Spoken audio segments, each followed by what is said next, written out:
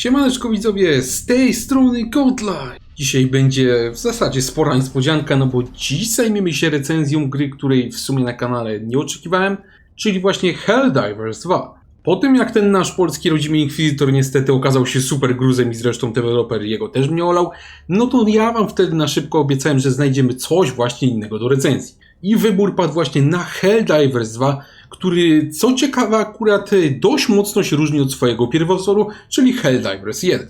Przy okazji za udostępnienie tej gry chciałbym podziękować serdecznie firmie Sony. O czym jest sequel i czy sequel tej gry jest równie dobry jak oryginał, a może nawet jest lepszy? Sprawdźmy. Ale zanim przejdziemy do recenzji, to tradycyjnie powiedzmy sobie, o co tutaj w ogóle chodzi. Helldivers 2 to jest kooperacyjna gra z akcją w przyszłości, w której my reprezentujemy frakcję tzw. superziemi, a konkretnie to jesteśmy najlepszymi jej żołnierzami, mającymi ją chronić przed zagrożeniami oraz szerzyć szeroko pojętą demokrację. Co to szerzenie demokracji oznacza w praktyce? Ano najczęściej oznacza to, że będziemy po prostu atakowali i przejmowali każdy napotkany kawałek lądu w celu wcielenia go do naszego ukochanego demokratycznego imperium, szerząc przy tym oczywiście całą wolność i demokrację. I pewnie już, drodzy widzowie, dostrzegacie tutaj całkiem sporą szyderę właśnie z tych wielce demokratycznych słów i macie rację. Cały ten tytuł jest taką dosłownie parodią i obfituje w znakomity czarny humor, do którego my jeszcze dojdziemy. Wróćmy na razie do gry. Tytuł pod względem mechanik jest strzelaniną z kamerą zza pleców, w której maksymalnie gramy w 4-osobowych składach. Jest niby też opcja gry samotnie, natomiast ja bym tej opcji w ogóle nie polecał. Jeżeli chcecie grać w to sami, to nie jest gra dla was. Komputerowych botów tutaj w ogóle nie ma i po prostu będzie za trudno. W tym tytule wykonujemy misje na różnorakich planetach, na które jesteśmy zrzucani za pomocą statku kosmicznego, który też nam później służy jako źródło uzupełnień oraz wsparcie w samych misjach. Podzielmy sobie więc tę recenzję na kilka segmentów, a będą to fabuła i misje, i walka oraz gunplay. I zacznijmy od tego pierwszego elementu. No dobra, mieliśmy zacząć od fabuły. No i teraz jedna rzecz na start. Ta gra praktycznie nie ma fabuły. Czy to jest minus, czy nie, no to ciężko mi powiedzieć. Ja osobiście myślę, że nie, no bo ta gra ma naprawdę ciekawy, fajny, skonstruowany świat i znakomity humor i w tej grze fabuły w zasadzie nie potrzeba. Także nie zdziwcie się, ten tytuł fabuły nie ma, natomiast moim zdaniem jemu to absolutnie nie umniejsza. Ta gra w zasadzie, tak jak już powiedziałem, jest po prostu szyderą i totalną parodią.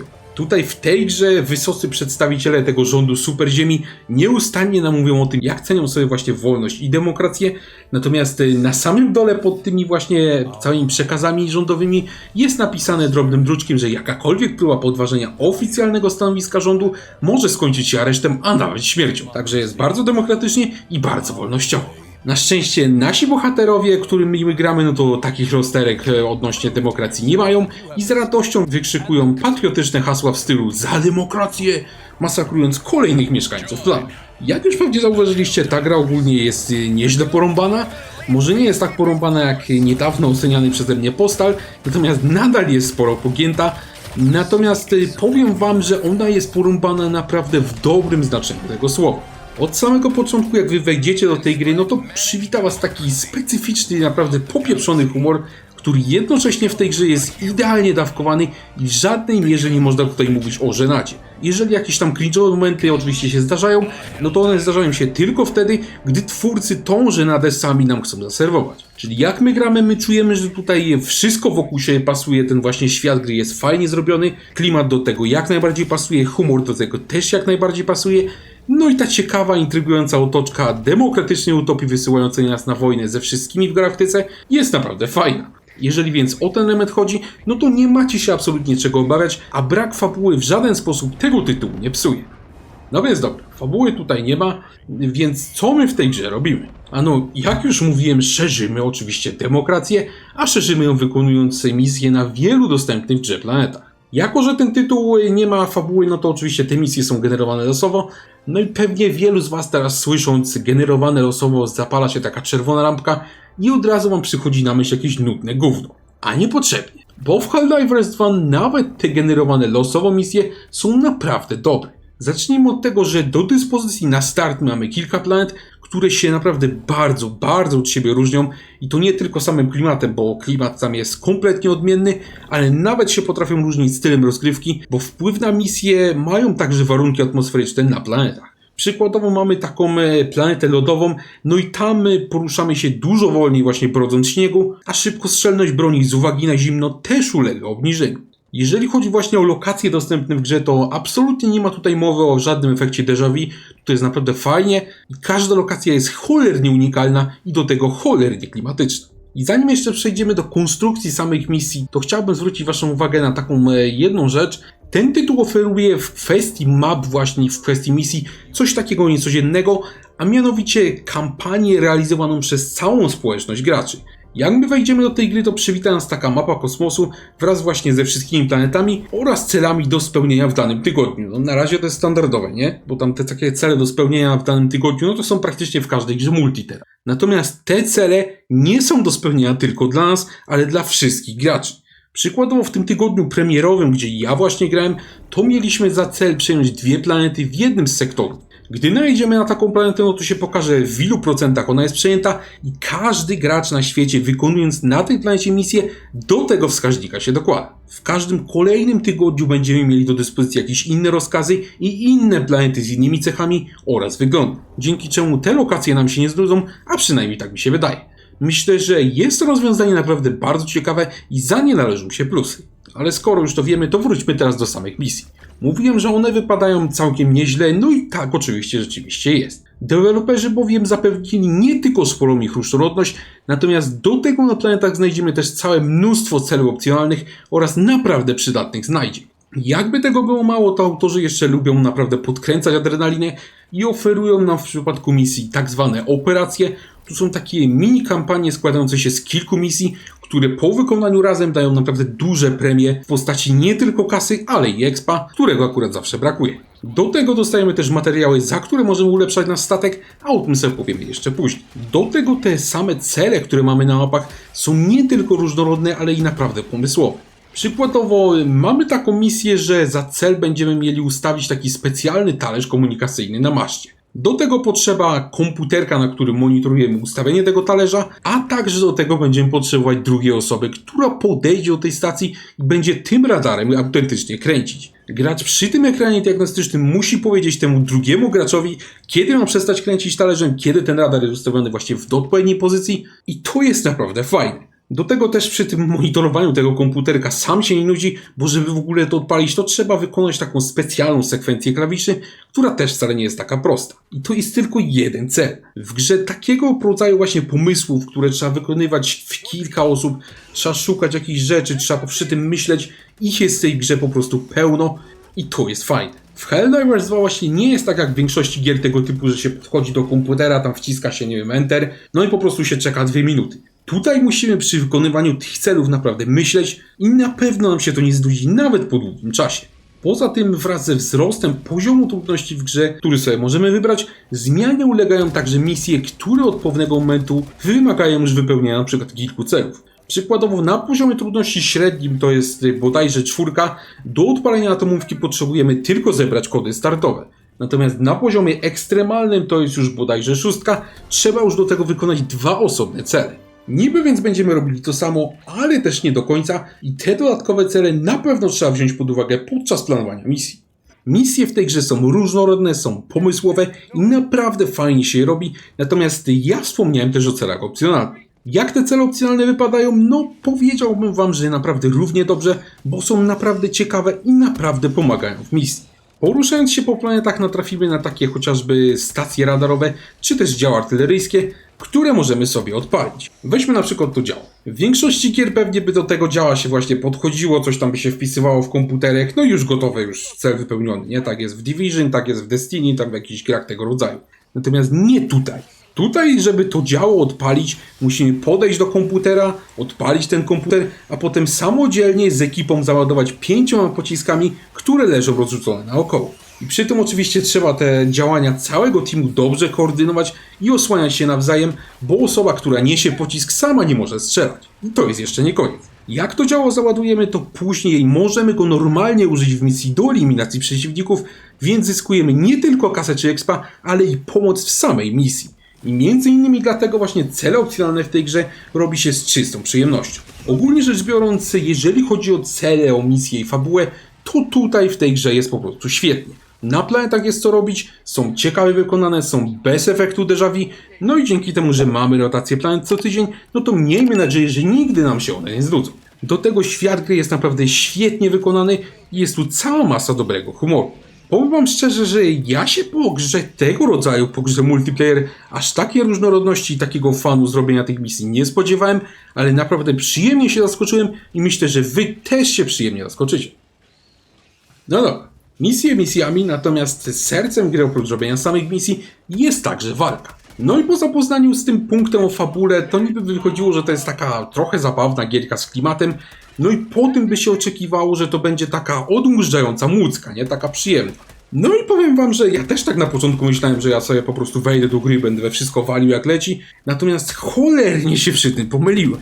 Powiem więcej, Helldivers 2 to jest jedna z najbardziej taktycznych i całkiem realistycznych strzelanek, w jakiej ja miałem ostatnio szansę zagrać.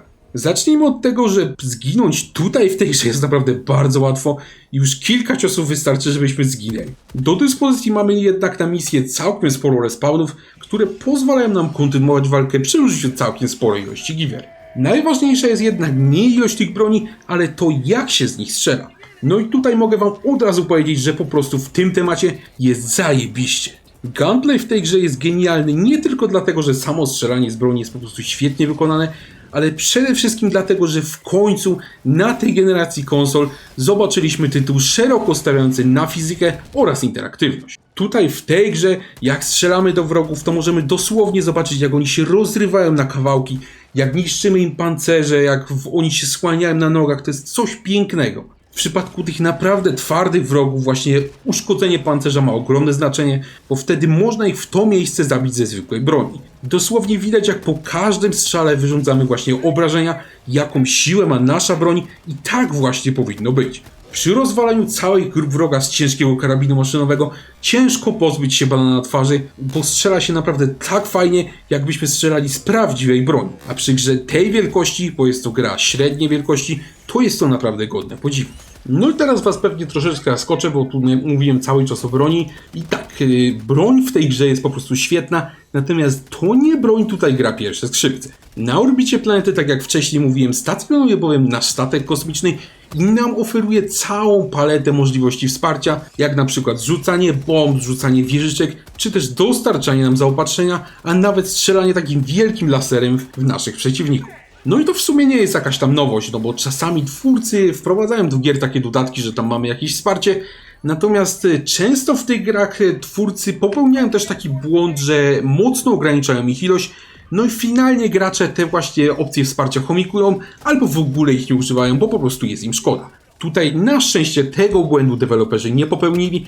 Tutaj te możliwości wsparcia, zwane tutaj w tej grze manewrami, one są cały czas dostępne na darmo i po ich użyciu musimy jedynie poczekać na ich regenerację. Natomiast czy warto ich używać? No kurde widzowie, używa się ich cały cholerny czas, bo są naprawdę fajnie zrobione, są przydatne i są mocno różnorodne. No i krótko mówiąc, są po prostu świetne. Do tego, żeby użyć takiego właśnie wsparcia, należy wstukać jego specjalną kombinację klawiszy na krzyżaku, dzięki czemu my się czujemy jak prawdziwy technik na stanowisku. Ja na początku wam powiem, że ja się obawiałem, czy te manewry właśnie nie będą za mocne.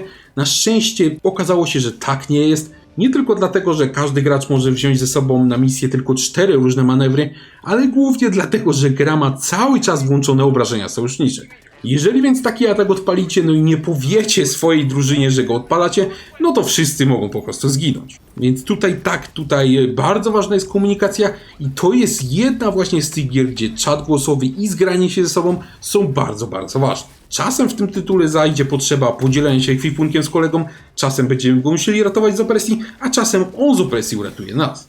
No i pewnie niektórzy z was teraz spytają, czy w takim razie w ten tytuł warto grać właśnie bez zgranej ekipy, albo w ogóle całkowicie samotnie. No i ja wam powiem, że moim zdaniem nie za bardzo. Niby możliwość gry samemu tutaj jest, natomiast ja bym jej w ogóle nie polecał, bo to po prostu będzie za trudne, a tak jak mówiłem, botów w tej grze nie ma. Natomiast jeżeli chcielibyście znaleźć ekipę w samej grze, no to niby tutaj jest system matchmakingu, który w teorii powinien nam umożliwić właśnie dołączenie do innych graczy. Natomiast obecnie, w czasie gdy nagrywam tą recenzję, to przez gigantyczne obciążenie serwerów on w ogóle nie działa, o czym jeszcze powiemy sobie w sekcji o wykonaniu technicznym. Na razie więc pamiętajcie, że do tego tytułu musicie mieć swoją ekipę. Jeżeli coś się w tym temacie zmieni, to napiszę to w komentarzach. No dobra, strzela się zajebiście, no i sami to widzicie chyba na filmie, że jest po prostu świetnie. Natomiast to jest jeszcze nie koniec. Ja wam pokazałem na tym filmie do tej pory 2 planety z taką rasą robalopodobnych przeciwników. No i w nich się strzela świetnie, jest klimacik, jest fajnie.